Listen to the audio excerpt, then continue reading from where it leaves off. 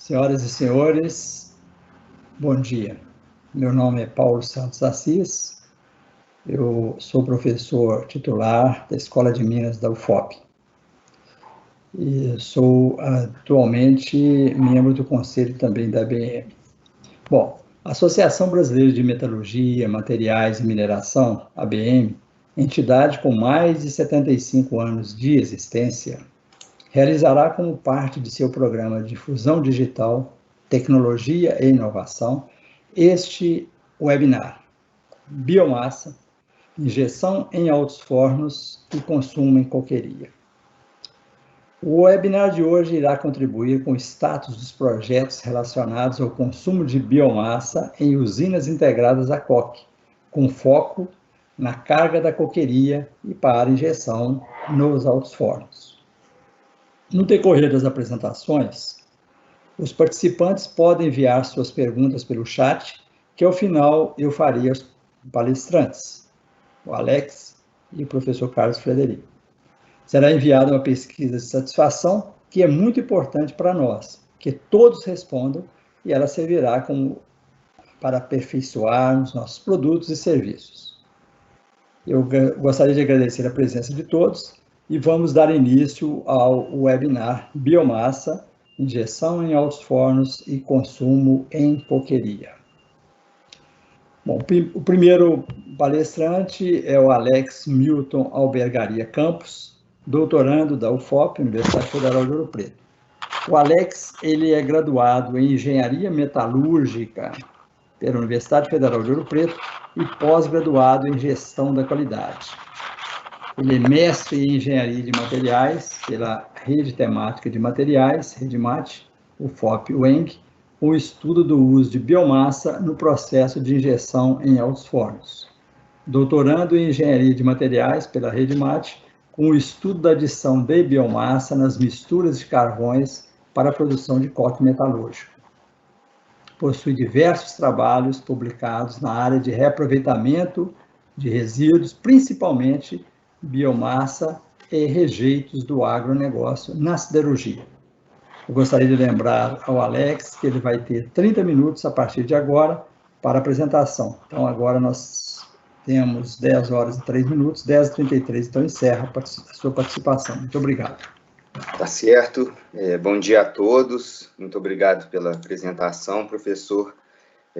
Gostaria de agradecer a ABM pelo convite. Me sinto muito honrado de estar aqui falando desse assunto, que ele é muito importante para a siderurgia, um assunto bastante atual. A gente poderia ficar aqui o dia inteiro falando, como a gente só tem 30 minutos, eu vou passar muito rápido por alguns temas, mas eu deixo aí o meu contato, no final vou deixar novamente meu e-mail, meu telefone, se alguém quiser discutir alguma coisa, dar uma sugestão, eu estou sempre aberto, para mim é um prazer falar sobre o tema, que eu gosto muito. Então, para iniciar aí, eu gostaria de começar falando da siderurgia, né, que é um ramo da metalurgia destinado aí à fabricação e o tratamento dos aços e ferros fundidos. Basicamente, a siderurgia ela tem aí 5 etapas, que é a preparação da carga, redução, refino, lingotamento e laminação. Eu vou tratar aí mais especificamente da parte de coqueria, que é a parte de preparação da carga, que é muito importante, principalmente em usinas integradas, para a produção de aço. O aço, que é um dos materiais mais utilizados do mundo e o mais reciclável também, e ele está associado aí ao desenvolvimento econômico e social, é um dos pilares da economia dos países. E a gente pode ver que a produção de aço, no ano passado, em 2020, ela chegou a 1,8 bilhões de toneladas. Ano passado tivemos problemas da pandemia, houve uma desaceleração, mas a siderurgia se manteve ali com uma redução de apenas 0,9%. Alguns países, como a China, a Rússia, o Irã e a Turquia, tiveram aumento de produção durante a pandemia. Outros países, os países mais desenvolvidos, como Estados Unidos, Japão, tiveram alta queda. E o Brasil ele teve uma queda de 4,9% com a pandemia, né, em relação de 2019 para 2020. E, em contrapartida, a siderurgia ela é conhecida aí por ser uma grande emissora de gases de efeito estufa, principalmente CO2. Hoje eles estimam que a siderurgia emite em torno de 6 a 10% de todo o CO2 que é emitido na atmosfera. E, além de ser responsável por 28% das emissões do setor industrial. No Brasil, no setor industrial, a siderurgia é responsável por 25% das emissões. E essas emissões, como a gente pode ver, está ligada, de certa forma, ao consumo de combustíveis fósseis, principalmente o carvão, né? Processos relacionados à produção de energia, o alto forno, que são grandes consumidores de combustíveis fósseis, eles são os que mais emitem. E se a gente for ver, essa grande emissão da siderurgia se deve muito também à nossa rota de produção. A rota de produção mundial aí, ela é 70% via alto forno LD. E se for olhar a China, que é o maior produtor de aço hoje, 90% da produção é via alto forno a coque. Então tem um consumo muito grande de carvão. No Brasil, a gente tem 77% da produção via alto forno LD, sendo que desses 77%, 10% é via carvão vegetal, que é bastante interessante. Somos o único país a produzir aço via alto forno carvão vegetal, que é importante aí para conseguir aí a sustentabilidade. E o que a gente tem visto hoje é que a pressão ambiental ela vem crescendo.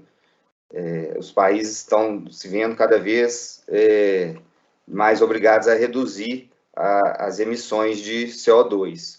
E, no curto prazo, uma possível solução aí para a siderurgia é a busca por materiais mais sustentáveis, além de uma otimização energética dos materiais e dos processos.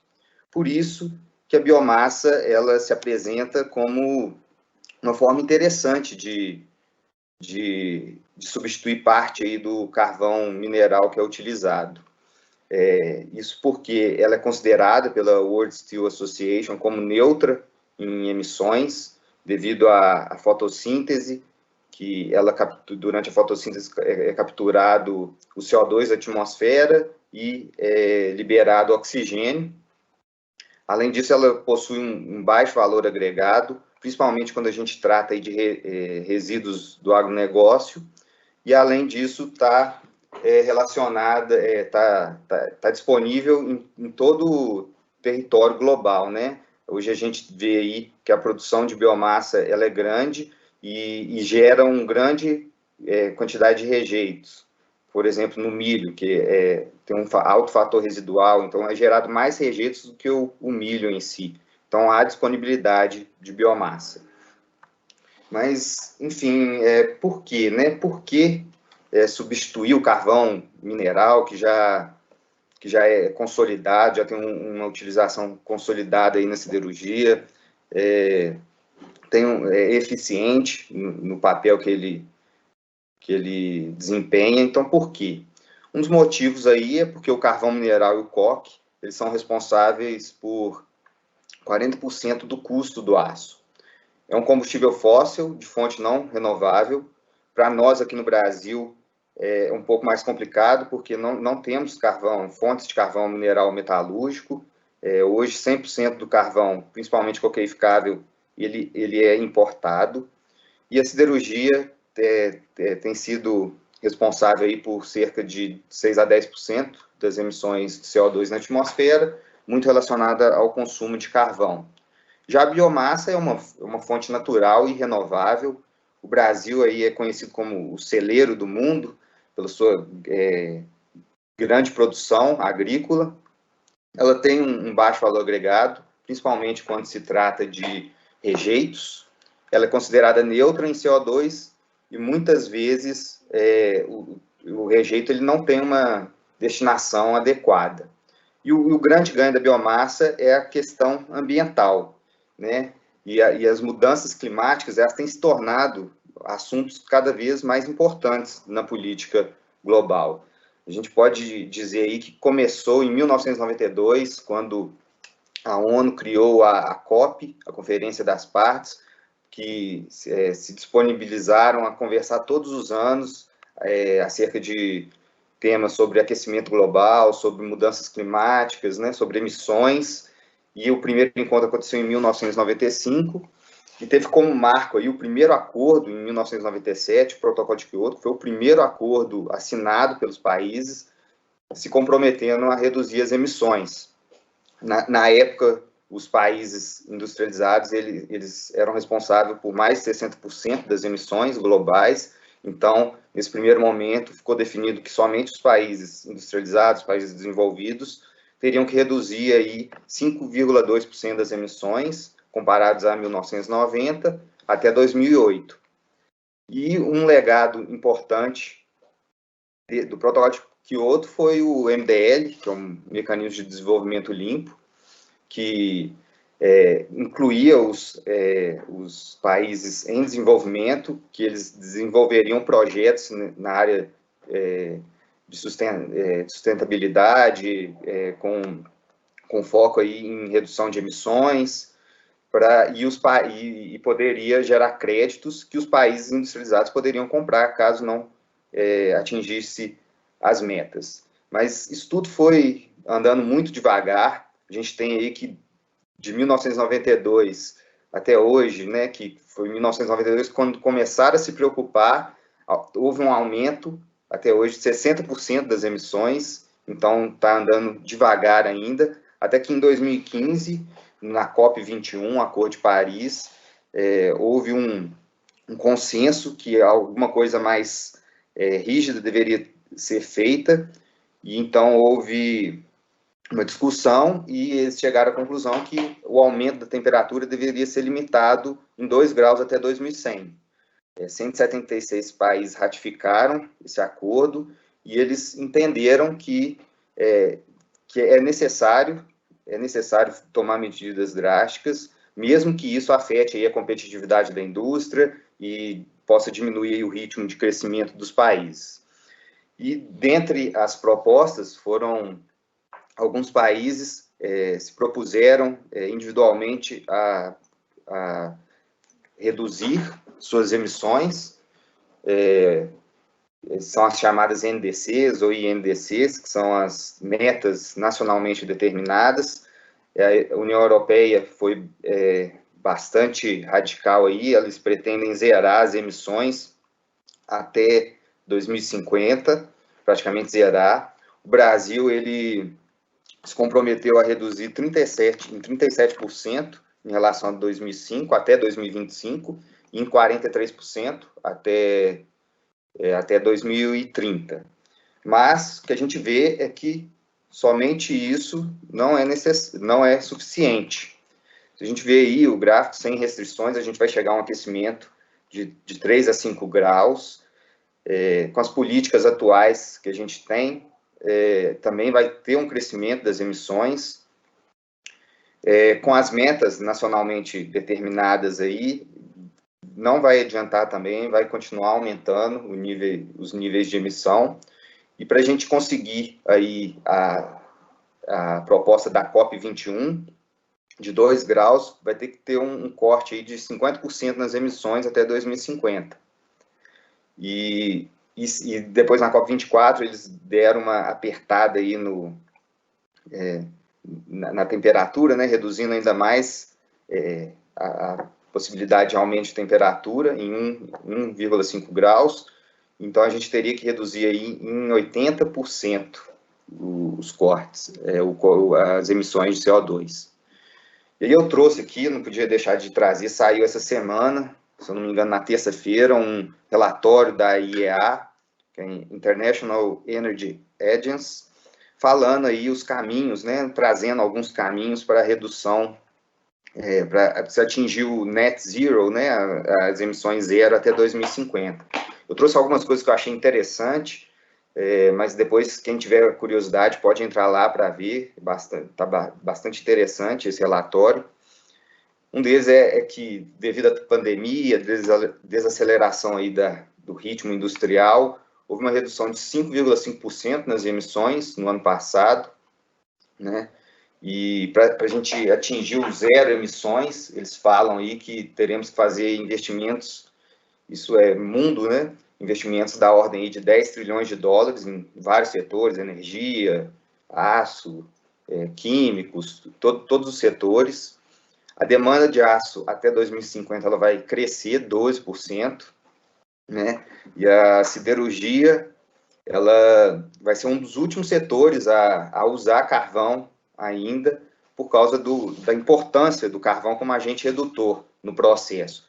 Mas vão utilizar aí, vão ter que utilizar juntamente com tecnologias de CCU e CCUS, né, que é o Carbon Capture Usage and Storage, que é captura e uso do carbono. A participação do carvão na energia para siderúrgicas, ela vai cair de 75% para 22%, né? E esses 22%, 90% vão ser usados junto com o CCUS. E o que é interessante aqui é que fala que 85% das reduções de CO2 na siderurgia até 2050, ela está ligada aí ao uso de materiais alternativos, o aumento da eficiência energética de materiais e a otimização no processo, principalmente em países emergentes. Outro relatório interessante aqui, que é até aqui do Brasil, é um relatório da CNI, da Confederação Nacional da Indústria, que ela fala que, num cenário otimista, do Brasil crescendo 3% ao ano, o Brasil consegue atingir, até 2025, a meta de 37% das emissões, sem a necessidade de implementar aí o mercado de carbono, somente com o desmatamento legal zero, que é interessante, mas que para atingir os 43% até 2030, vai ser necessário algumas outras medidas, como, por exemplo, a precificação do carbono. Aí ela traz aí um quadro comparativo entre a taxação do carbono, que seria cobrar uma multa para quem emitir a mais, ou o mercado de carbono, que você poderia comprar mercado de carbono eventualmente de empresas que emitem menos, e isso geraria até uma renda para alguns setores. Entregou aí também, ano passado, essa notícia de novembro do ano passado, entregou aí um projeto para o governo sobre o mercado de carbono aqui no Brasil, né? E eles falam que as empresas brasileiras teriam a receber, muitas empresas brasileiras teriam a receber por ter deixado de emitir CO2 durante um bom período aí. E o mercado de carbono, né, ele já tem em alguns países, no chamado ETS, que é Emission Trade Systems, alguns países já está bem consolidado, como a União Europeia, que tem o mais antigo, maior mercado de carbono, funcionando aí no sistema Cap and Trade, que as empresas têm um certo limite, tem um teto de emissões, e se elas as que não atingirem, elas podem negociar essa parcela que não foi atingida com outras empresas que eventualmente emitem mais. Temos aqui até a variação do preço, a gente vê que após a ratificação do Acordo de Paris houve um aumento do valor da tonelada de carbono, chegando aí a $50 no último ano, no final do último ano, né? E finalizando essa parte ambiental aí, trazer as conclusões aí de um relatório da McKinsey, que fala aí que se a siderurgia ela não rever os processos, não for capaz de mitigar o impacto ambiental, ela vai perder 14% em valor nos próximos anos, né? E a descarbonização vai ter que ser uma prioridade, principalmente para se manterem competitiva e também, futuramente, manter a licença para operar. E a grande dificuldade aí vai ser os longos ciclos de investimento, necessidade de financiamento e uma capacidade limitada de fornecedores. E no coque, né, a gente tem uma produção aí de coque, a gente quer usar a biomassa, que é interessante, que é o coque de carvão mineral, e a produção de coque, ela se dá em fornos convencionais, né, chamados convencionais, em retortas, ou em fornos câmeras, chamados de heat recovery. É basicamente uma destilação do carvão mineral a temperaturas de 1.000, 1.200 graus, onde você tem a evolução de voláteis, obtendo aí um produto carbonoso e poroso, que vai ser utilizado aí com resistência mecânica, alta resistência mecânica, vai ser utilizado nos altos fornos para a produção de ferro-gusa. A produção de coque aí no mundo, ela está acima dos 600 milhões de toneladas. O Brasil produz aí aproximadamente 10 milhões de toneladas, tem aí uma capacidade aí, né, contando aí com 14 baterias convencionais, mais 7 baterias heat recovery, isso tudo para atender 14 altos fornos a coque.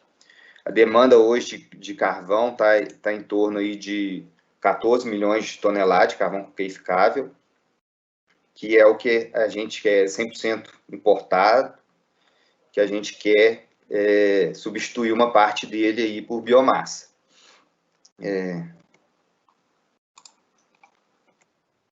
Então, o que a gente tem aí hoje de adição de biomassa no coque? Eu fiz aí uma pesquisa na base da Scopus, ver o que a gente tem de trabalho. Fiz uma pesquisa usando Coke and Biomass, no título, resumo, palavras-chave, nas áreas de interesse. E aí eu encontrei 1.149 artigos. Interessante ver que vem crescendo o número de estudos na área de biomassa e de coque. A gente pode ver aqui que depois de 2015 teve um aumento grande, né? Depois do Acordo de Paris, o interesse por biomassa, por substituição do combustível fóssil, ela tem crescendo. A China aí é um dos principais publicadores, né, nessa área, mas o Brasil também está aí no top 10. E a maioria dos trabalhos que eu tenho visto é usando moinha de carvão, casca de eucalipto, cavaco de madeira, serragem. Tem outros usando outros tipos de biomassa, mas, em geral, o que a gente tem mais são esses materiais. Os principais centros de pesquisa hoje que estudam carvão, o coque e também biomassa, o uso de biomassa no carvão, são esses aqui. A gente pode destacar o INCAR na Espanha, o CAMET lá no Canadá. Aqui no Brasil a gente tem o LACID, na URGS, a UFOP também tem bastante trabalho em biomassa, e algumas empresas aí que já têm aí um histórico de estudo de carvão e coque. E o que a gente vê, né? A gente vê que é inevitável que há uma perda de qualidade no coque ao se adicionar biomassa. A gente tem que avaliar quanto que a gente pode adicionar de biomassa sem alterações significativas, alterações que vai comprometer a utilização dele no alto forno. Então, a gente pode ver aí que ao adicionar biomassa, há um aumento no número de poros. Isso aqui mais escuro são os poros, né, os vazios. Então, há um aumento de biomassa. Isso porque a estrutura da biomassa ela já é porosa, então ela preserva. A gente pode ver nessa figura aqui, que é uma parte da biomassa aqui, que ela preserva a estrutura porosa dela, e por isso há um aumento no número de poros. E eu compilei diversos trabalhos aí para mostrar aí o CRI e o CSR, que são dois parâmetros importantes para serem analisados antes de usá-lo, o coque no alto forno, e a gente vê que a tendência é praticamente a mesma, que é um aumento do CRI ao se adicionar biomassa e uma queda do CSR. A gente tem trabalhos aí que usaram granulometrias diferentes, a gente vê que uma granulometria mais fina, o CRI aumenta menos, o CRI aumenta mais. Isso porque a biomassa, intrinsecamente, ela já é mais reativa do que o carvão mineral, e também ela é mais porosa e tem uma superfície específica, né, devido a esses poros, maior. Isso a torna mais reativa e, consequentemente, vai diminuir a reação dela após a reação com o CO2. Mas tem pontos positivos também, que é o teor de enxofre, por exemplo, que a gente vê que a tendência é que há um decréscimo do teor de enxofre à medida que a gente adiciona biomassa, né? O enxofre ali no gusa, ele está associado ao carvão mineral que tem enxofre. Então, a gente reduzindo o teor de enxofre, a gente alivia para a dessulfuração depois, né? A gente economiza na dessulfuração. Além de poder incluir aí nas misturas carvões com um nível de enxofre um pouco maior, que geralmente são desvalorizados no mercado. Em geral, também as cinzas diminuem, o que é interessante, porque a cinza está ligada aí à produtividade. Alguns autores até falam que se você reduzir 1% da cinza, você tem uma economia de 7 quilos de redutor por tonelada de gusa no coke rate, por exemplo. Isso é interessante. E há também trabalhos que vêm sendo feitos mostrando aí algumas alternativas para se diminuir a reatividade da biomassa, para tentar aumentar a participação da biomassa na mistura. Um deles é a adição de alguns materiais, alguns aditivos que são menos reativos, como, por exemplo, o alcatrão, que a gente vê aqui na estrutura uma biomassa sem aditivo, a gente vê aqui a estrutura preservada da biomassa, cheia de poros, e aqui a gente vê menos poros, isso porque o alcatrão ele vai aderir ali à superfície da biomassa, vai chegar até tampar alguns poros, e por ele ser menos reativo ao CO2, ele vai diminuir a reatividade da biomassa. A gente tem aqui um trabalho até da URGS, do Bruno, que ele analisou a adição de alcatrão aí ao carvão vegetal, e a reatividade aí caiu de 40% para 25%. Outra alternativa também é a briquetagem, que pode ter um aumento aí da densidade de carga, além de o ligante ajudar. Então, a briquetagem também pode ser usada para aumentar a participação da biomassa. A desmineralização é outra também interessante, que você tira a parte inorgânica do material, que atua como um catalisador ali para a reatividade, então pode ser interessante também. Além de tratamentos térmicos, como a carbonização, né, e a torrefação. A torrefação tem até um projeto interessante aí, que é o projeto Toureiro, que está sendo feito lá na Europa, mas eles vão utilizar para injeção, vão fazer a torrefação de resíduos da silvicultura, para ser utilizados em altos fornos. Depois, quem tiver a oportunidade pode pesquisar. E pensando nisso, né, fazer a torrefação lá para injeção, por que não fazer também para coqueria? Por isso que a gente veio com essa proposta de trabalho, que é a tese do meu doutorado. A gente está fazendo em parceria com a Gerdau, que abraçou o projeto aí, que está acreditando no projeto.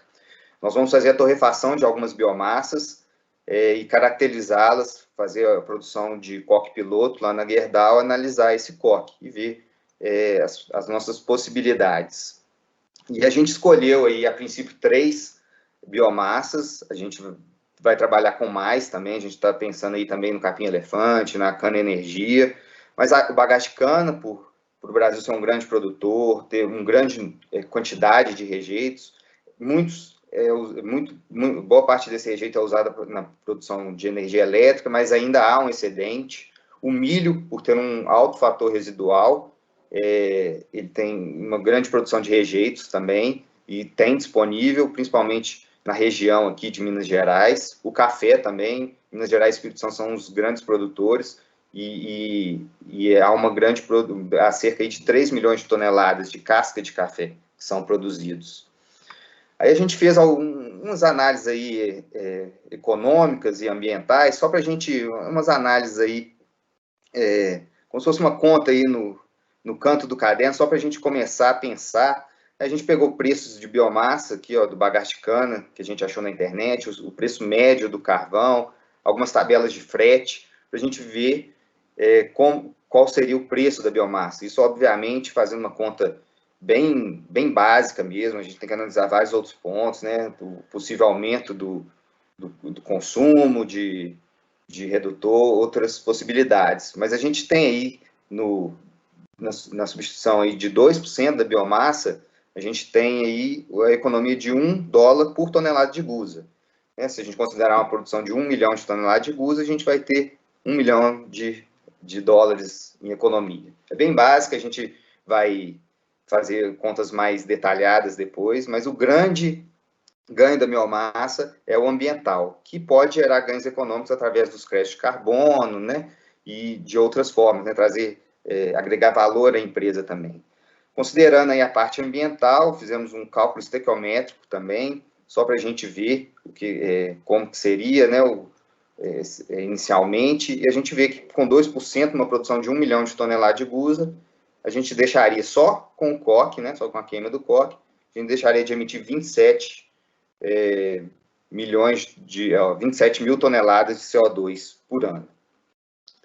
Então, só para concluir aí, gente, finalizar, que o tempo já está chegando ao final, a gente vê aí que as exigências ambientais estão cada vez mais rígidas e a siderurgia, se não se movimentar, ela vai acabar perdendo valor.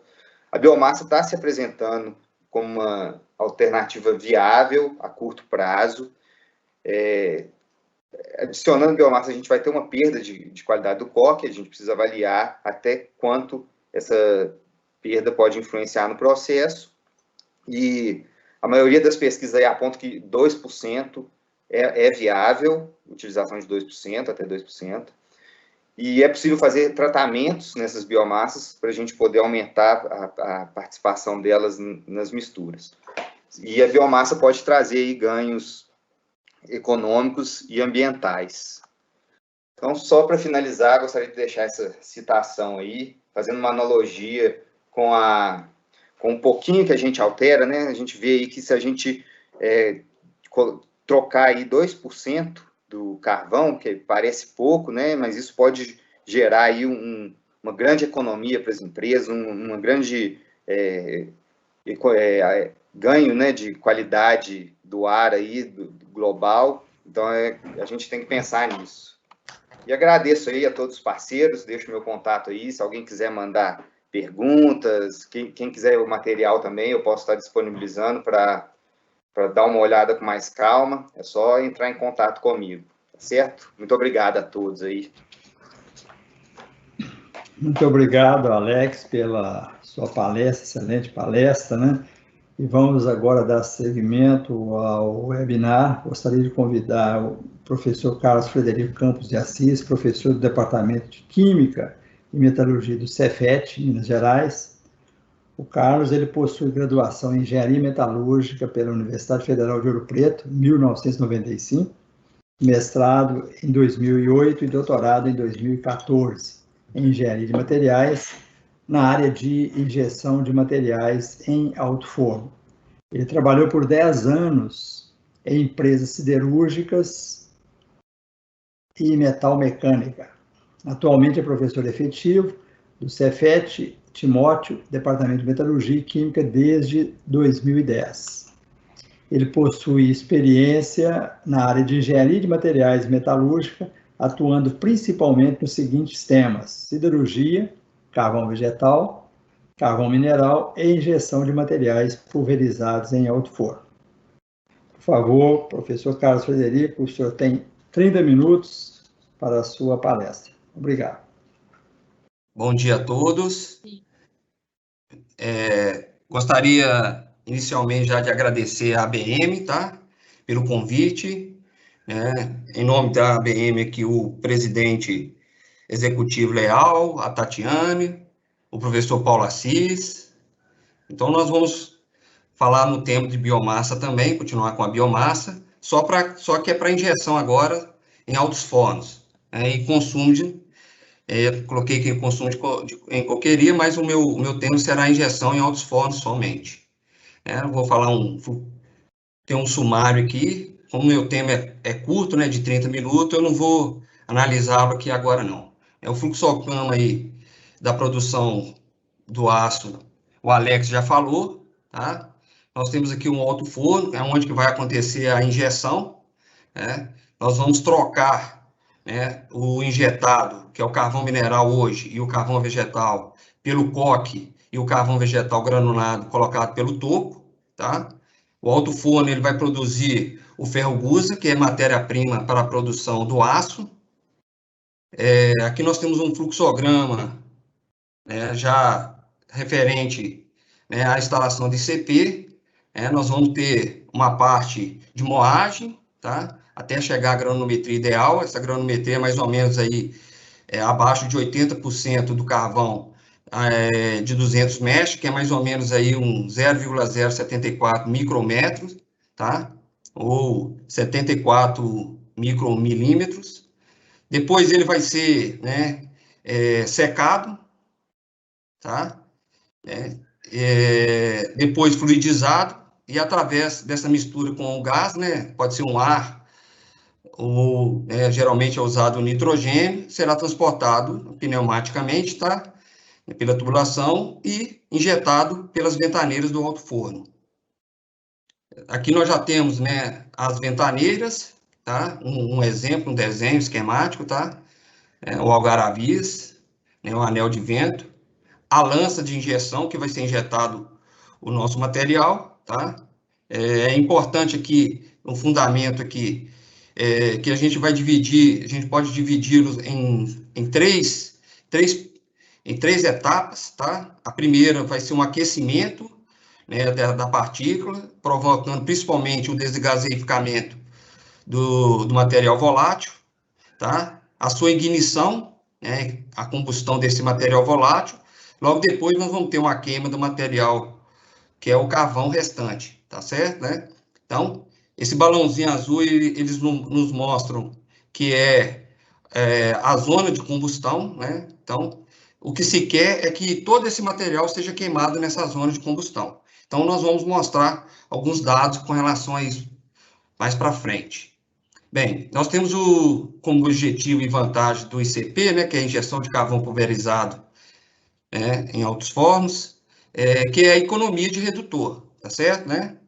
Essa economia de redutor, ela vai provocar a economia de custo de produção, vai diminuir a produção. Por quê? Porque nós estamos substituindo, né, o redutor granulado, que ele é mais caro, né, que ele é carregado pelo topo do alto forno, para um combustível de mais baixo custo, tá? Que é injetado diretamente pelas ventaneiras, como eu mostrei anteriormente para vocês. Mas algumas outras, né, algumas outras vantagens podem vir com a relação ao ICP. Nós temos aqui, né, a diminuição de consumo de combustível carregado, né, que pode acontecer também, a diminuição de consumo energético, tá? A elevação de produtividade do alto forno, diminuição do impacto ambiental, que nós estamos falando aí, né, de troca de carvão mineral, por exemplo, pela produção de coque, né, que gera, né, como a Alex acabou de falar para vocês aqui, que gera, né, poluentes como o CO2, tá? Tem o caso do carvão vegetal também, né, da injeção desse carvão, dessa moinha, que a gente chama que é o carvão granulado, de pequeno tamanho, tá? E nós vamos trocar ele lá por cima, ou seja, nós estamos reaproveitando esse carvão fino que a gente não colocaria ele no alto forno. Nós temos uma maior estabilidade da qualidade do gusa também, tá? Isso também é importante para a parte operacional. Bem, em relação à biomassa, né, eu trouxe aí uma definição pela Agência Nacional de Energia Elétrica, que, do ponto de vista energético, para fim de outorgar de empreendimentos do setor elétrico, biomassa é todo recurso renovável oriundo de material orgânico, de origem animal ou vegetal, que pode ser utilizado na produção de energia, né? Então, o resíduo está aqui dentro, tá? Nosso trabalho aqui, nós vamos mostrar mais resíduos. Quais são esses resíduos? Nós vamos mostrar a casca, né, de eucalipto, a casca de arroz, nesse caso aqui é o capim-elefante plantado, né, já não é resíduo, a casca de café e o bagaço de cana. E nós temos que, através da fotossíntese, né, que é essa reação química aqui, né, que além de absorção do CO2, que é um dos fatores importantes por questões ambientais, da planta, absorver, ela está produzindo o quê? Uma glicose aqui, que é um hidrocarboneto. E através do carbono de hidrogênio, é que nós vamos reduzir a nossa carga metálica, né? Vão gerar calor também, tá? Dentro do alto forno. Uns pontos importantes aqui, né, para que a gente possa usar essa biomassa para injeção, ela tem que vir oriundo de um recurso renovável, né? Ser produzido em processo ambientalmente correto, ser um material de custo menor que os convencionais, que é o carvão mineral e o carvão vegetal, cumprir os requisitos físicos, químicos e metalúrgicos necessários para a injeção de altos fornos. Então, esses daqui, nós vamos mostrar alguns dados para vocês, tá? Daqui a pouco. E aí, alguns estudos, alguns autores, né, já fizeram, já chegaram a algumas conclusões, tá? E as conclusões que eles chegaram têm algumas coisas interessantes, né? Tem algumas outras também que não são, né? Por exemplo, né, o poder calorífico que nós vamos ver daqui a pouco, ele é baixo, né? O carbono fixo dele também é baixo, né? Mas nós temos algumas coisas interessantes, igual a emissão de CO2 e NOx vai ser reduzida, o CO2 também diminui, né, com a utilização da biomassa, a queima de resíduo de biomassa atenua a geração dos gases do efeito estufa, evitando, né, o metano. A quantidade de cinza das biomassas, geralmente, ela é menor. A densidade da biomassa são menores também, facilitando o transporte dos silos até as ventaneiras do alto forno. O poder calorífico, como eu falei, do biomassa, ele é menor.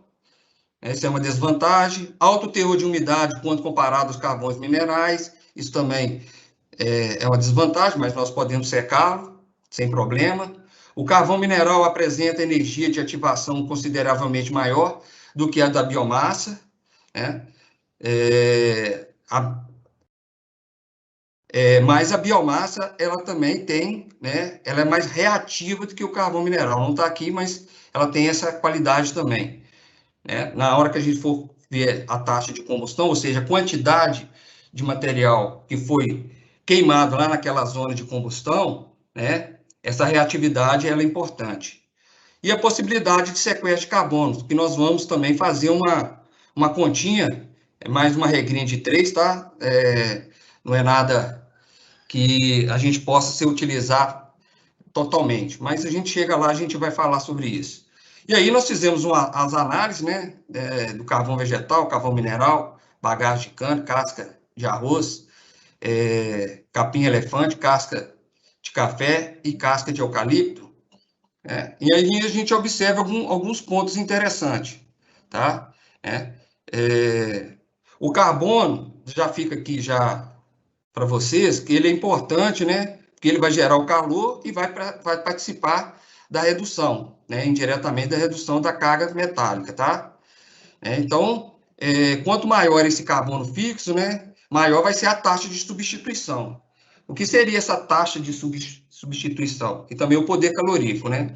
O calor gerado. O que seria essa taxa de substituição?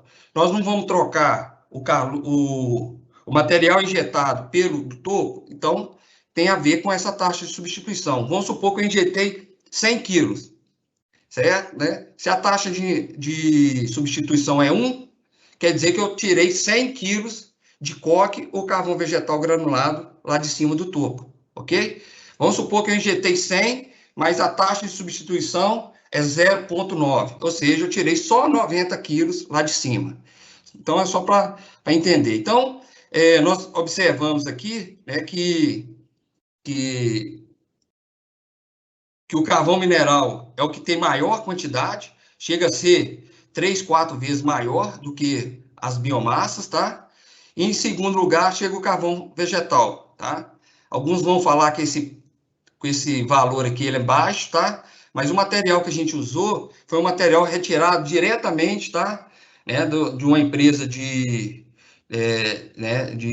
independente, de produção de independente de gusa, tá?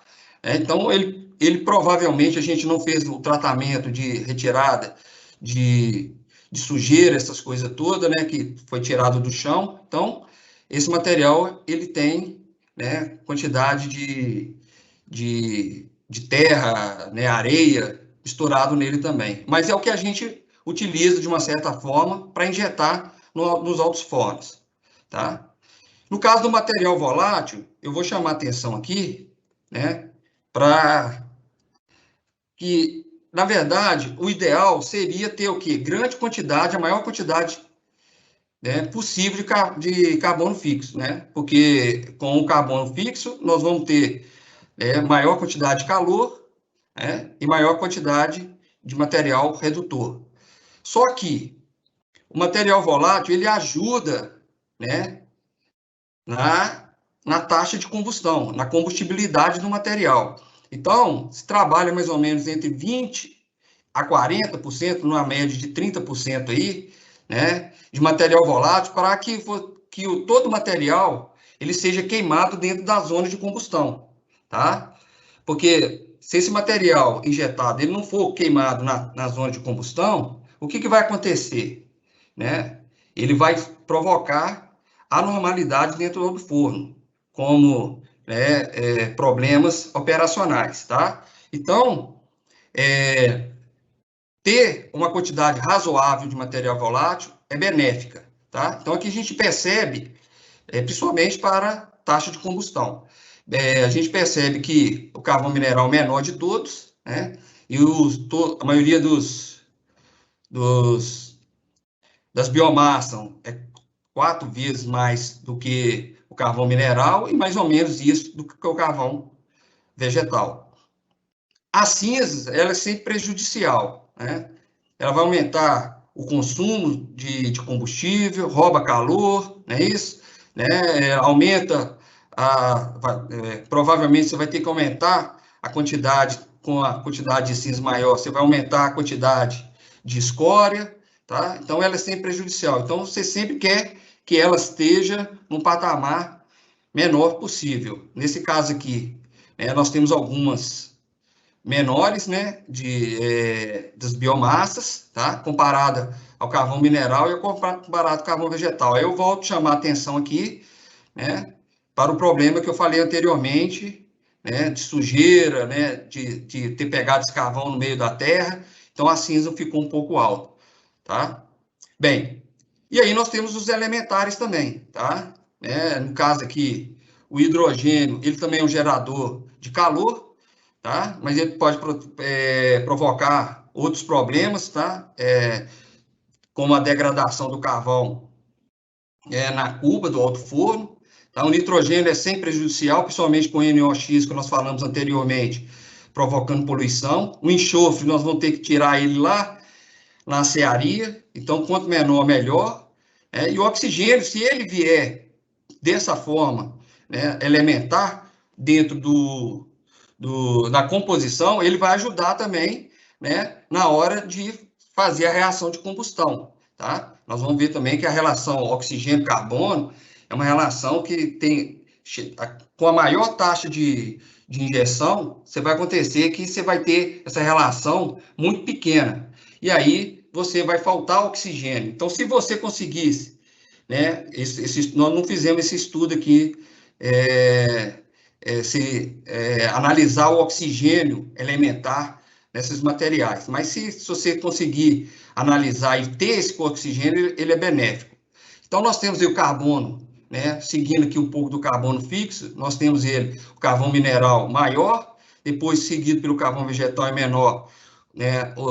As biomassas, o hidrogênio na maior quantidade nas biomassas do que no carvão mineral e logo depois carvão vegetal, tá?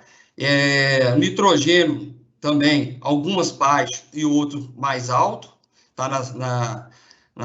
Nas biomassas. Nós temos enxofre, né? Não muito alto nas biomassas e também no carvão vegetal, né? No carvão mineral já é um pouco mais alto, mostrando que a gente pode até misturar esse material, as biomassas, para baixar esse valor do enxofre. E aqui nós temos também um outro exemplo de poder calorífico superior, né? Nós fizemos esses cálculos, tá? De poder calorífico. Observamos, né? Como eu já tinha falado, é importante porque quanto maior o poder calorífico do material injetado, maior vai ser a temperatura de chama, né? Vai gerar um calor maior, tá, né? Então vai ter uma perda menor porque a injeção ela é refrigerante. E aí nós temos aqui em cima o carvão mineral, né, com 7.500, e nós temos aqui o carvão vegetal um pouco abaixo, entre 5.500, né, mais ou menos 6.000 aqui, e abaixo disso, de 4.500, nós temos, né, a nossa biomassa. Nós temos um gráfico aqui que representa, né, a relação entre temperatura de chama, né, que é a temperatura que está lá na zona de combustão, tá? Essa temperatura de chama, não podemos falar que é a temperatura que está ali na zona de combustão, tá? E a taxa de injeção. O que é a taxa de injeção? É a quantidade que nós estamos injetando desse material pulverizado, ok? Tá? Então, a taxa dela vai aumentando 10 quilos, depois 80, 90, até 150 quilos, tá? Isso foi tirado de um simulador que o Marciano construiu no mestrado dele, tá? Até o professor Paulo Assis foi o orientador, eu fui o co-orientador. Então, a gente tem aqui mostrando, né, que segue a análise que foi feita do poder calorífico lá atrás, né? Nós temos, né, aqui em cima o carvão mineral com maior temperatura de chama, né, seguido do carvão vegetal, e embaixo nós temos as biomassas. A gente observa que com a maior taxa de injeção, tá, vai diminuindo essa temperatura de chama dentro do alto forno, que ela é importante lá dentro, tá? O calor é importante. Isso por quê? Isso porque nós estamos injetando esse material, por exemplo, né, um dos exemplos é esse, nós estamos injetando material com temperatura baixa, né? Lá dentro nós estamos falando aí de 2.000 graus, né? Nós estamos injetando uma temperatura aí de 50 graus Celsius, 100 graus Celsius, no máximo, entendeu? De material sendo injetado. Isso quer dizer o quê? Que ele, apesar de ele sofrer uma combustão, ele não vai chegar, o valor dessa combustão, né, a temperatura dessa combustão não vai chegar no valor que está reinando lá dentro. E isso acontece o quê? Acontece no abaixo de temperatura. Então, quanto mais material você está injetando, mais material você está, né, refrigerando o alto forno ali, naquela zona de combustão. Nós temos a taxa de substituição, relacionada com a taxa de injeção, feita pelo Marciano também. Quanto maior a taxa de injeção, menor vai ser a taxa de substituição. Eu já te expliquei o que seria essa taxa de substituição. Ou seja, quanto mais material você está injetando, mais material você tem que queimar ali na zona de combustão. Então, começa a faltar oxigênio para queimar esse material. Então, essa taxa de substituição, ela começa a diminuir, porque esse material ele não é queimado, tá? Então, você não consegue fazer essa troca que você gostaria de fazer. É um dos exemplos também, tá? Tem vários outros também que eu poderia estar falando aqui. Bem, e agora, né, nós temos um simulador, né, de materiais pulverizados em altos fornos, que encontra lá na Laboratório de Siderurgia da UFOP, né, ao qual, né, o professor Paulo Assis coordena.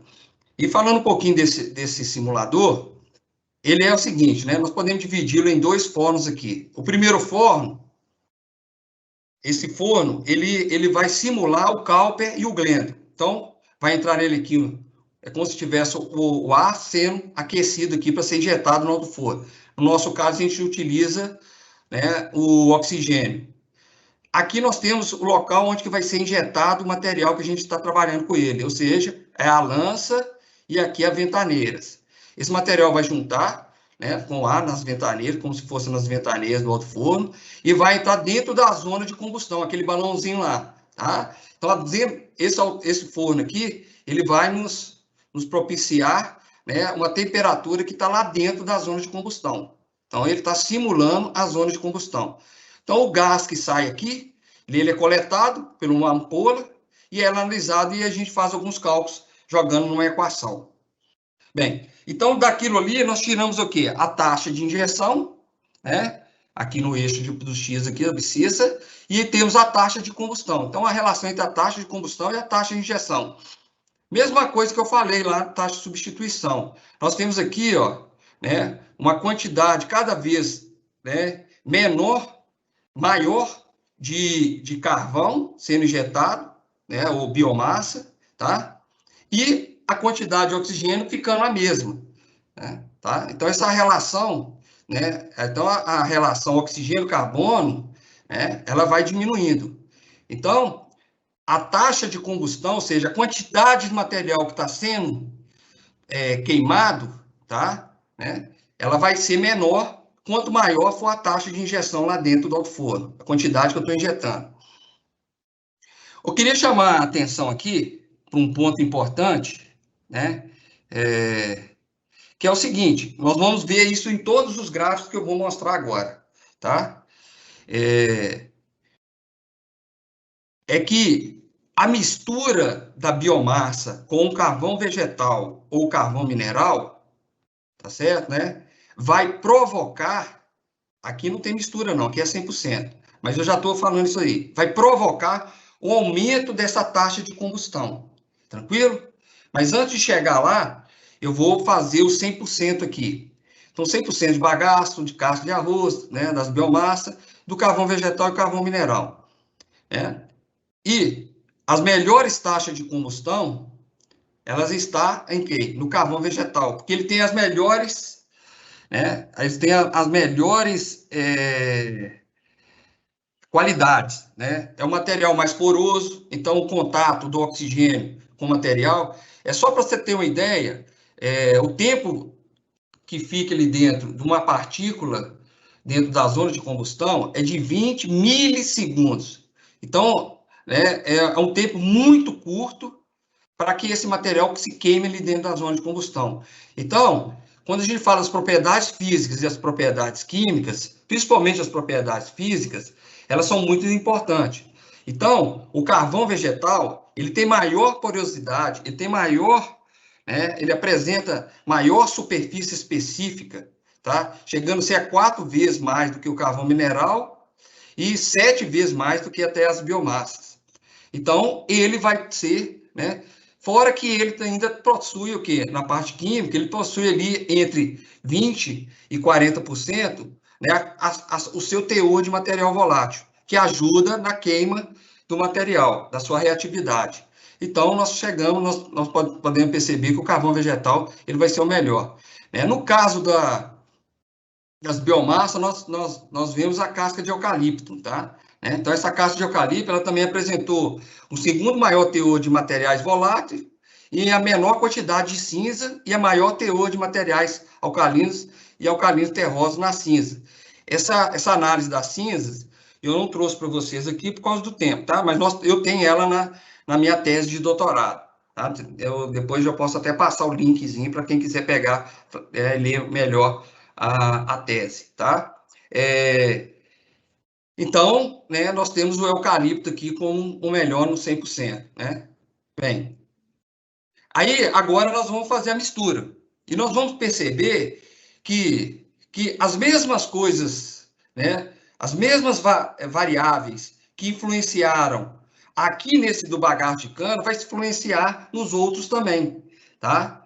Então, nós observamos a primeira coisa que o carvão vegetal, a mistura com carvão vegetal, tá? Que o carvão vegetal 100%, né, ele vai ter, né, uma taxa de combustão menor do que para o bagaço de cana com 25%, tá? De cana, de bagaço de cana, e 75% de carvão vegetal.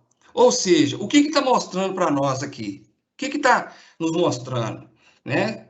Que essa combinação de alta reatividade do carvão vegetal, que nós vimos lá no 100% dela, e a superfície também alta do bagaço de cana, né, ele vai fazer o quê? Ele vai melhorar, né, a combustão final do material misturado. Ou seja, né, mostrando uma simbiose, né, vamos falar dessa forma, ou seja, uma interação entre a pirólise e a combustão desses materiais, né, a combustão desses materiais voláteis, de ambos, né, tanto do bagaço de cana como carvão vegetal, desses materiais, tá? E isso nós vamos observar, por exemplo, na casca de arroz, que aqui também vai ser os 25%, tá? Nós vamos observar no capim-elefante, nesse caso já é os 50%, tá? Que tem melhores resultados. E aqui nós vamos ver de novo a casca de café, nesse caso da casca de café, de 50% também, tá? O que? A mesma coisa que eu falei anteriormente para vocês, né? Vai acontecer o quê? Que esses fatos aí reforçam o que eu falei anteriormente, que a mistura, né, do café, da casca de café, da biomassa, com a mistura do carvão vegetal, ele vai melhorar a pirólise e a combustão final do material volátil, tá? Então, aumentando isso, você tem uma taxa de combustão melhor dentro do alto forno com esses materiais. A casca de eucalipto, a mesma coisa, tá? E agora nós temos, falando do carvão mineral, a mistura do carvão mineral com as biomassas. Nós vamos ver a mesma coisa, tá? A melhora da taxa de combustão, né, com a mistura do bagaço de cana. Neste caso, né, especificamente, o bagaço de cana de menor quantidade, 25%, com mais 75% do carvão mineral, tá? Mas nos outros, nós vamos observar, né, diferente. Nós vamos observar que nós vamos ter uma maior quantidade de biomassa, diferentemente nesse caso, né? Eu estou falando que a mistura do carvão mineral com as biomassas e a mistura do carvão vegetal com as biomassas, ela melhora a taxa de combustão. No caso do carvão mineral, do carvão vegetal, são as quantidades menores, 25% até 50%. Já no caso do carvão mineral, são as misturas maiores.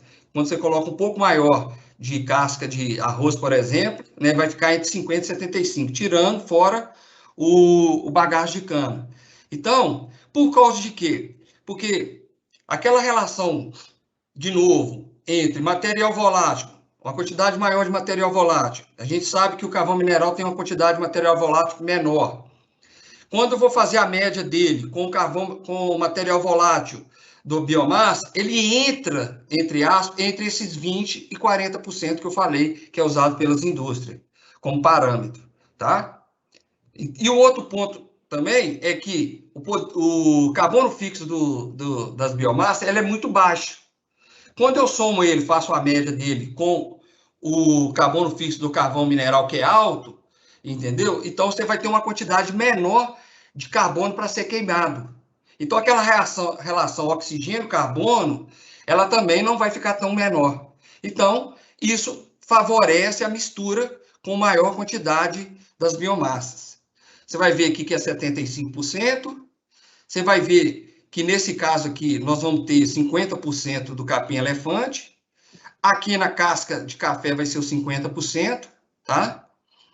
Já na casca de eucalipto volta a ser o 75%.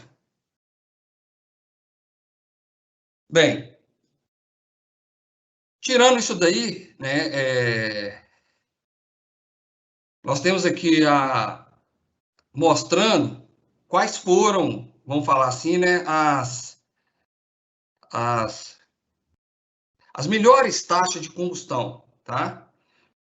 Essas melhores taxas de combustão, ela vai nos acarretar da seguinte forma. Todas foram, né, todas não, desculpa, todas foram 25% de biomassa, as melhores, tá? Então, nós temos aqui a casca de eucalipto, com uma taxa de injeção de 50 quilos, o bagaço de cana, com uma taxa de 100 quilos, tá? E aqui nós temos o bagaço de cana também, com uma taxa de 150 quilos. O que está querendo nos dizer isso daqui? Por que aconteceu isso? Né? O caso da casca de eucalipto, nós temos, né, o maior teor de material volátil nela, né, entre as biomassas. E nós temos também, né, que a característica, né, do carvão vegetal também vai influenciar, vai ajudar nisso aqui, tá? 25% de biomassa, tá? para o carvão vegetal, tá vendo? Tá ok? Esse aqui é o carvão vegetal, 25% de biomassa para o carvão vegetal. Então, houve uma simbiose nisso aí. Então, melhorou a taxa de combustão, tá? No caso do bagaço de cana aqui, né, nós temos as características muito intermediárias do bagaço de cana em relação às outras biomassas. Ela não é ruim nem nas características físicas e nem nas características químicas, né? E isso, né, junto com, né, a alta reatividade que o carvão vegetal tem, nós já mostramos que ele tem, lá no 100%, ele é melhor de todos, até que a biomassa nas taxas de combustão. Então, isso também melhorou e mostrou que 25% do bagaço de cana, né, para uma taxa de injeção é o melhor de todos, e para a taxa de injeção de 150, o bagaço de cana com 25% e 75% de carvão vegetal é o melhor de todos. Bem, e aí agora nós chegamos, né, vamos falar assim, nos cálculos aí. Nós vamos lembrar aqui que, eu não sei se eu estou no horário ainda aí, mas nós vamos lembrar que a reação de fotossíntese, né, de uma floresta, de qualquer planta, ela vai absorver o quê? CO2 da atmosfera. Então, se o alto forno, por exemplo, ele está gerando CO2 para a atmosfera, se eu estou usando, né, no caso aqui que nós vamos fazer o bagaço de cana, esse bagaço de cana que eu estou injetando ele no alto forno, tá? Essa quantidade que foi plantada, gerado o bagaço, tá? Ele vai estar o quê? Absorvendo esse CO2 que eu estou produzindo no alto forno. Então, eu parto de alguns princípios aqui, tá? São emitidos 1.500 kg de dióxido de carbono, tá? De CO2 pelo alto forno. Isso aqui por tonelada de gusa. Consumo de 500 kg de coque por tonelada de gusa. Pegamos uns números médios aqui, que a gente encontra ele nas bibliografias. E temos aqui, que eu peguei também de uma tese eu esqueci o nome do cara, mas eu peguei na tese dele, que ele fez o quê? Ele fez todo a relação para ver a quantidade de crédito, na verdade, quantidade de excedente de CO2 que tem na plantação e na produção de uma empresa, né, de uma indústria que vai produzir o álcool, tá? Então, esse excedente que ele achou lá é esse daqui, ó, 24,22 toneladas de CO2. Então, é esse número que nós vamos trabalhar como excedente, como que vai capturar, né, o plantio do meu cultivo de cana-de-açúcar, tá? E nós temos esse número aqui, que 45 toneladas de bagaço de cana por hectares, né, por ano de produção. Bem, eu estou analisando aqui um número que é fácil de fazer uma proporção depois. Eu coloquei como se eu estivesse injetando só 100 quilos, né, quilogramas de bagaço de cana. Lembrando que isso daqui é sem injeção, tá? Esses números aqui. Então, eu estou injetando 100 quilogramas, tá? Com uma taxa de substituição de 0,74. Essa taxa de substituição eu tirei lá do simulador do Marciano, que eu falei anteriormente para você, tá? Então, essa taxa de substituição, só para lembrar aqui, é a quantidade que eu estou trocando de coque que está sendo colocado no topo do alto forno. E aí, fiz o quadro, coloquei o quadro aqui, tá? Que é a mesma coisa que eu fiz lá. E aí eu comecei a fazer os cálculos somente, tá? Não estou levando em consideração esses cálculos aqui, né, para projeção mesmo real, para você chegar e falar assim, não, são esses os cálculos reais que tem que ser feitos para quando eu chegar e pedir, né, os meus créditos de carbono numa bolsa de valores. Não é isso. Isso aqui é só uma regrinha de 3, tá? Então, primeiramente, qual seria a diminuição de quantidade de CO2 produzido no alto forno, a coque, com a injeção de 100 kg de bagaço de cana por tonelada de gusa? Fiz a regrinha de 3 e achei que seria 222 toneladas, né? 1.500 menos o 1.278 que eu achei. Então, eu já estaria diminuindo aqui de CO2 222 toneladas. Então, qual seria a quantidade absorvida de CO2 para produzir 100 kg de bagaço de cana?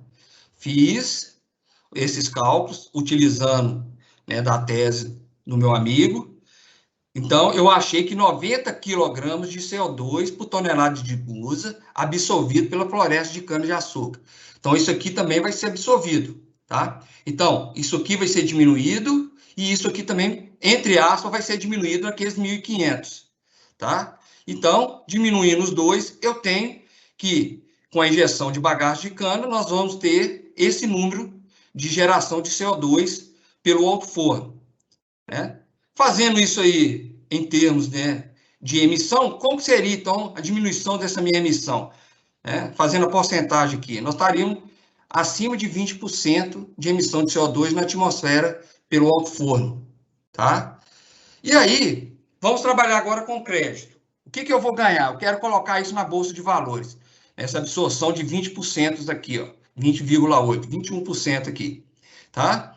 Eu olhei, né, no site aí da ICAP, do ano passado, de março do ano passado a março desse ano, e chegamos a um valor médio de 27,63 euros por tonelada de gusa, CO2, na Bolsa do mercado europeu, tá ok?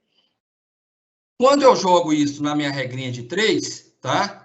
Eu chego a um valor de 8,62 euros por tonelada de gusa, né? Então, se eu for utilizar esse crédito de carbono na Bolsa de Valores, né, que eu acabei de falar aqui, que é os 21%, fazendo essa regrinha de 3 simples, chegamos a um valor de 8,62 euros por tonelada de gusa, para o valor médio de 2020, 2021, né, março a março desse ano, tá?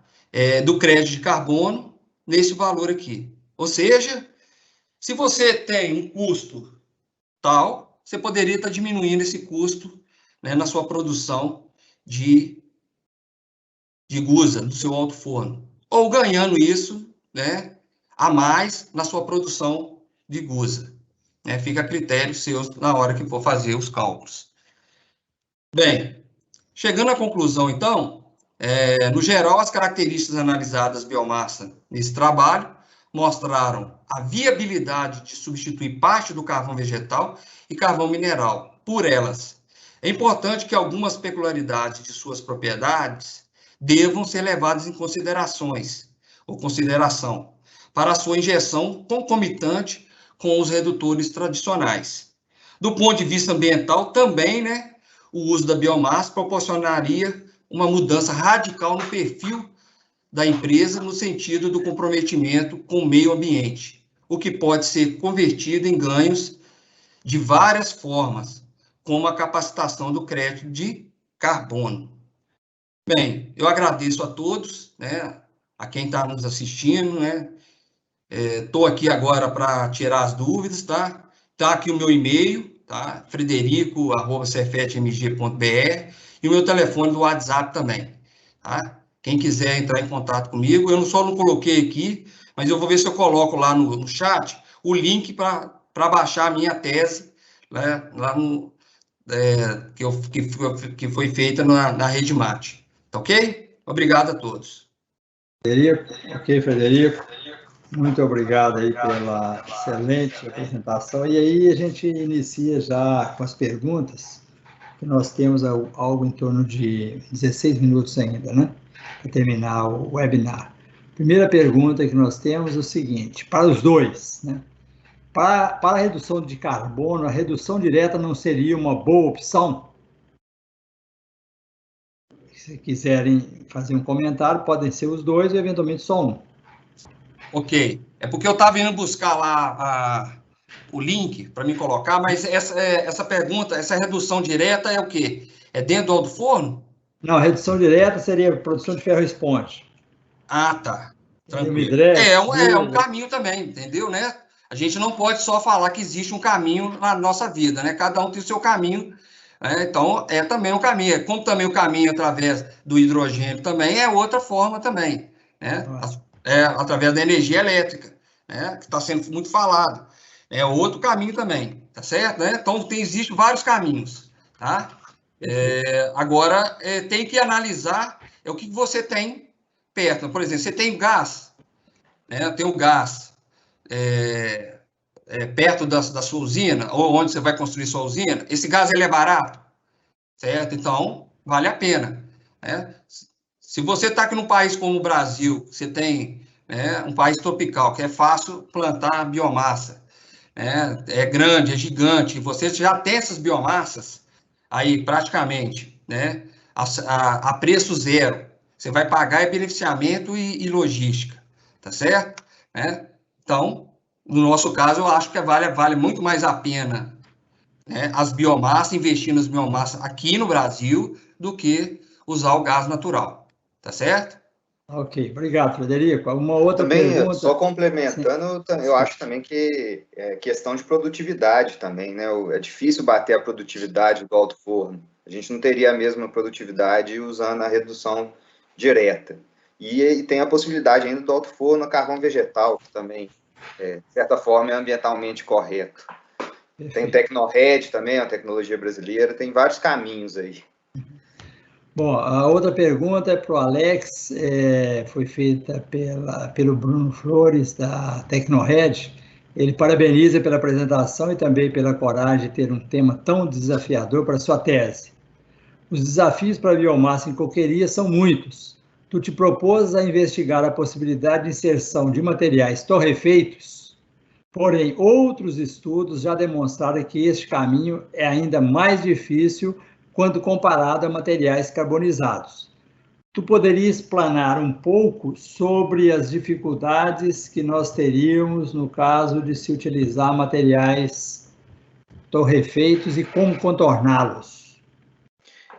Obrigado pela pergunta. É o Bruno da URGS, né? Da Tecnored. Não, eu converso com ele de vez em quando, pego umas dicas com ele. Ele trabalha com coque aí há muito tempo. E realmente a gente vê aí que a torrefação, ela talvez seja um pouco pior que a carbonização.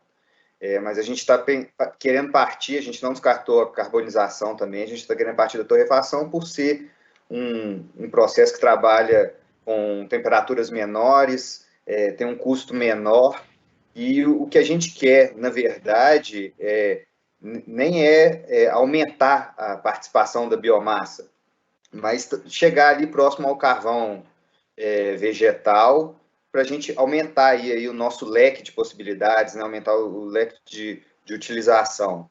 Mas eu acho que o grande desafio aí, o grande problema vai ser a gente reduzir os materiais voláteis dessa biomassa com a torrefação a níveis abaixo de 20%, por exemplo, que já começaria a ser possível utilizá-lo na coqueria.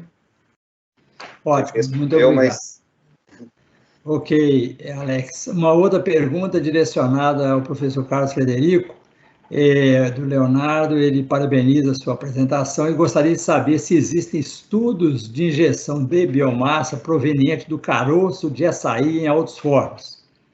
Sabe-se que o estado do Pará gera muito deste resíduo, e no estado existem altos fornos. A informação sobre o caroço seria o PCI da ordem de 4.500, que era o quilocalorias por quilo, porcentagem de carbono 50% e cinza da ordem de 1%. Sim, eu acho que alguém já fez isso aí, o Paulo Assis também, ele pode me ajudar, mas não, eu tô confundindo o babaçu com o açaí. Açaí. Porque o babaçu é uma confusão danada, né? Tem aquele pessoal que faz a cata lá, nós fizemos a casca do babaçu, né? Não é babaçu que chama, né? E não foi muito bem aceito pelos catadores lá, não. Mas é uma boa essa daí, né? Eu também não conheço, não. Seria uma boa, entendeu? Principalmente para o pessoal, né, das usinas do norte, porque eu sou de uma visão que qualquer biomassa serve para injetar no alto forno, entendeu? Essa é a minha visão. O que você tem que olhar é o que está perto de você, entendeu? É a mesma coisa lá do gás natural, né? Se você tem do seu lado aí, está plantado, né, igual aqui em São Paulo e Minas Gerais. Nós temos bagagem de cana, beleza. Agora, lá em cima, nós temos, né, o caroço do açaí, né? Eu acho que também é o momento de estudar e de fazer análise. É claro, eu escrevi na conclusão que existe o quê? As peculiaridades, ou seja, cada um tem a sua cinza, a sua quantidade de nitrogênio, depende da planta, da forma que foi plantada, no lugar que foi plantado, né? Mas tudo isso dá para você fazer um estudo, uma análise e mudar os seus parâmetros operacionais e de qualidade do seu material injetado para que você possa usar aquilo ali que está mais barato para você, que está mais perto de você, em maior quantidade também. Perfeito. Bom, uma pergunta aqui para o Alex, do Adriano, ele fala sobre... Bom, parabeniza pela apresentação em relação às plantas de coqueiria que temos hoje no Brasil. Qual seria, basicamente, sob o seu ponto de vista, os desafios para a utilização da biomassa em escala industrial em suas misturas de carvões? Bom, assim, já tem algumas siderúrgicas que estão usando a moinha de carvão, eu acho que está sendo a mais fácil aí, mas em relação aos rejeitos do agronegócio e de outras biomassas, o que eu acho que é o mais desafiador aí para a gente usar em escala industrial seria a logística. Por ser um material com baixa densidade, fica difícil o transporte, a gente conseguir transportar grande massa, né? A gente vai ter volumes grandes e uma massa pequena.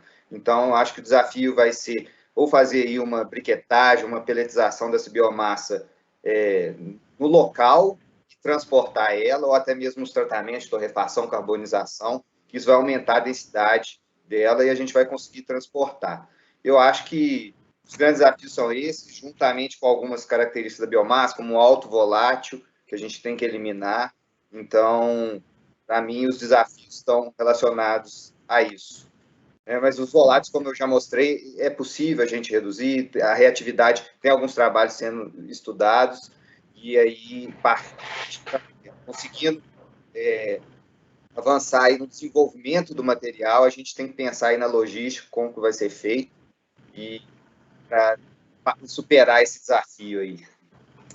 Muito bem. Uma pergunta direcionada para o professor Carlos Frederico. E se usarmos, do Luiz, né, ele parabeniza pela apresentação, Carlos, se usarmos o hidrogênio verde produzido via solar e bagaço de cana como energia firme e limpa e usá-la na dobradinha DRI, que é processo de redução direta, forno elétrico a ar, ao invés de alto forno e BOF? Olha, eu sinceramente, eu não tenho muito conhecimento em relação a isso não, entendeu? Acho que o Paulo Assis talvez possa falar um pouco mais sobre esse tema aí. Mas eu acho que tudo que vem, aí eu volto a repetir, tudo que vem do meio ambiente, que você pode plantar, colher, plantar de novo, cuidar, tá certo, né? Não tem esse problema que um dia vai acabar, o preço está aumentando porque está acabando, né? Tudo isso, né? Poluição envolvida, vai diminuir, eu acho que é bem-vindo o estudo, né? O que a gente, que eu espero é que apareçam as empresas para que a gente possa até estar fazendo isso industrialmente, entendeu? Não sei se está fazendo isso já industrialmente, essa captação do hidrogênio aí pela cana-de-açúcar, pelo bagaço, mas se tem, que bom, eu parabenizo, eu quero até conhecer um pouco mais sobre esse processo. Mas é que as empresas comecem a acreditar um pouco mais, entendeu? Abrir esse espaço para que a gente possa fazer esses testes, né? Fica uma coisa assim, uma esperando a outra começar, né? Será que uma começa, a outra não começa e tal? Porque eu tenho certeza, eu fiz por 25%, mas eu tenho certeza que quando começar a fazer para esses números menores, de 20%, de 2%, 3%, 5% de mistura dessas biomassas, os ganhos vão ser muito maior e as perdas, né? Aí nós vamos falar de perda, por exemplo, temperatura de chama abaixar, aumentar a quantidade de gás, vai ser menor também, entendeu? Então, e vai ter no final, porque nós estamos falando de milhares de toneladas de gusa produzida. Então, isso no montante final, esses 2, 3%, eles vão ser um número muito maior, né, de crédito de carbono, né, de absorção de CO2 pelas florestas, vai ser muito maior. Tá ótimo. Muito obrigado, então, Frederico, pelas respostas, pela palestra. Gostaria também de agradecer ao Alex pela palestra feita aí para todos. Todos, quase sem exceção, manifestaram interesse em ter o material. Nós vamos disponibilizar o material, tanto do professor Carlos Frederico quanto do Alex, para os que manifestaram interesse em ter o material. E gostaríamos de aproveitar a oportunidade de agradecer a BM para ser o moderador deste evento tão importante, né? Tanto para o país quanto para o nosso planeta, né? Na verdade, a responsabilidade nossa é muito grande pelo fato de sermos um país do agronegócio. Então, nós temos hoje uma perspectiva muito grande de utilizar o que nós temos aí sobre a questão da biomassa. Então, eu gostaria agora, no momento, de passar a palavra ao nosso presidente executivo, ao senhor Horacílio Leal Barbosa Filho, para fazer o encerramento dentro do tempo planejado de 1h30. Então, o senhor tem 3 minutos, Leal, para encerrar o evento. Muito obrigado. Obrigado a vocês por ter dado essas aulas para a gente aqui, né? Tanto o Alex quanto o Carlos Frederico, né? E citaram você várias vezes aqui, viu, Paulo Assis, que você que deveria responder e você não respondeu, mas vai ficar devendo aqui. Tá certo? Eu achei muito interessante. Eu gostaria de fazer um comentário que o Frederico fez e que o Alex fez. Agora, no final, falando sobre logística, não é? Quando fez a pergunta do caroço do açaí, obviamente que não vai usar caroço de açaí de biomassa aqui no Sudeste. Como não vai usar casca de café em alguma biomassa lá no Norte. Não vai acontecer. Né? Aí, falando de palha de café, o Alex falou que a gente gera 4 milhões de toneladas de palha de café. Tá certo? Só que o Brasil importa insumos, né? Grande parte dos insumos para a agricultura são importados. E a palha de café é rico em nitrogênio, potássio e fósforo. Quer dizer, então, isso aqui provavelmente não vai virar biomassa para a siderurgia. Isso aqui vai voltar para a agricultura para corrigir o solo, para melhorar os nutrientes no café, né? E aí nós estaríamos falando na região sudeste, né, que a siderurgia está na região sudeste, e a grande produção de café está na região sudeste. Então a gente poderia, então nós vamos usar o palha de café, mas o palha de café está sendo reutilizado nas fazendas de café, né? Isso eu acho que você pode, né? Foi citado aqui o capim-elefante. Eu entrei na BM já há alguns anos e já tinha o professor Vicente Mazzarella falando sobre capim-elefante aqui no IPT, aqui em São Paulo, né? Muito se discutiu, o Paulo Assis participou de várias discussões com o Mazzarella sobre o capim-elefante, né? Que é uma alternativa bastante boa. Vocês estão falando assim, você pode plantar. O Carlos Frederico falou agora no final, você planta, isso aqui vai renovando, vai plantando. E o capim-elefante é sensacional, acho que é um fator bastante grande aqui, né?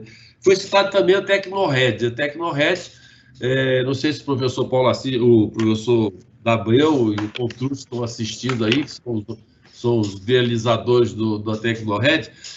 Olha quanto tempo, até mais de 25 anos estão estudando a Tecnored. Agora que a Vale vai implementar uma usina lá no Pará para 500 mil toneladas usando a tecnologia da Tecnored. 25 anos nós estamos estudando isso aqui, gente. Né? Quer dizer, então, vocês, acho que foi o Carlos Frederico que falou que as empresas têm que comprar ideia e partir para isso aqui. Né? Eu acho que começou pela Gerdau, começou pela Tupi lá em Joinville, depois passou para a Gerdau, né, Vilares, Gerdau, e agora com a Vale, que vai implementar. eu acho que isso aqui é bom para a gente estar pensando o que nós vamos fazer para o futuro aqui, que nós vamos ser cobrados. Aqueles números que vocês apresentaram, que o Alex apresentou no início lá, o Brasil vai ser cobrado por essas emissões, não é certo? Então, nós vamos ter que correr atrás. Mas, de qualquer maneira, parabéns para vocês, aprendi muito com vocês aqui, mais uma vez, e o Paulo Assis falou professor Leal, não sou professor não, professores são vocês, né? A gente está viabilizando que isso aqui vá para frente e que nós tenhamos bastante sucesso. Muito obrigado, acho que a ABM está cumprindo o papel dela de difundir o conhecimento, né, e as tecnologias. Então, vocês estão aqui, acho que está em Ouro Preto e Timóteo, né? Vocês estão aí de Ouro Preto, Timóteo, e parabéns para vocês aí estarem preocupados com isso.